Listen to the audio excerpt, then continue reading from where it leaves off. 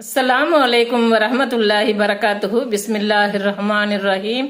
அன்பான சகோதர சகோதரிகளே, எல்லாம் வல்ல அல்லாஹ்வின் நல்லடியார்களே, இஸ்லாம் எனும் பாக்கியத்தை நமக்கு வழங்கிய வல்ல இறைவனுக்கு நன்றி செலுத்தியவர்களாக எனது உரையை ஆரம்பம் செய்கின்றேன்.